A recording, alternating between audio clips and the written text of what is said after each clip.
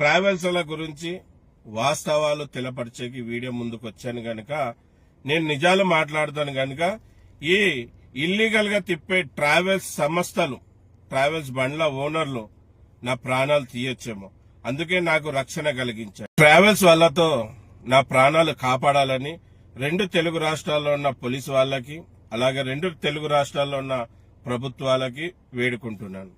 నా ప్రాణాలకి అపాయం ఉంది, నన్ను కాపాడండి.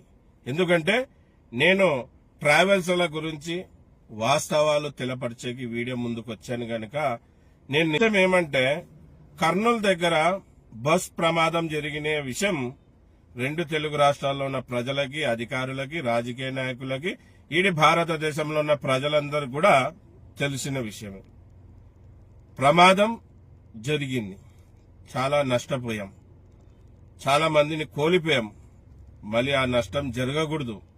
అటువంటి ప్రాణ నష్టం ఇంకా జరగకుండా చూసుకునే బాధ్యత ఎవరిది?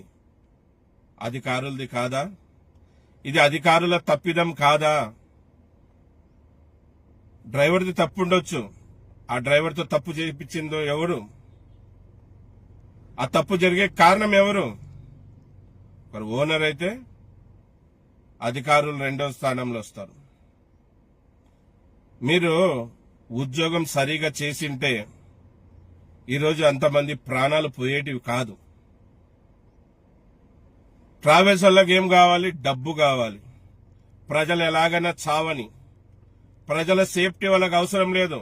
వాళ్ళకి కావాల్సింది డబ్బులు, డబ్బులు, డబ్బులు, డబ్బులు. ఎవరి ప్రాణాలు ఎలాగైనా పోని, ఎవరైనా ఎలాగైనా నాశనం అయిపోయి, ట్రావెల్స్ వాళ్ళకి కావాల్సింది డబ్బులు. మళ్ళీ ఎన్నో ప్రమాదాలు ప్రతిరోజు జరుగుతానే ఉన్నాయి. జరిగేకి అనేక కారణాలున్నాయి. 1-2 కారణాలు కాదు, అనేక కారణాలున్నాయి. మళ్ళీ ఆర్టీఓ వ్యవస్థ ఎందుకుంది? ఆర్టీఓ వ్యవస్థ ఎందుకుంది? మీకు ఎందుకు లక్షల లక్షల జీతాలు ఇచ్చి మిమ్మల్ని ఉద్యోగస్తులుగా నియమించినది? మీరేం చేస్తున్నారు? నిద్రపోతున్నారా?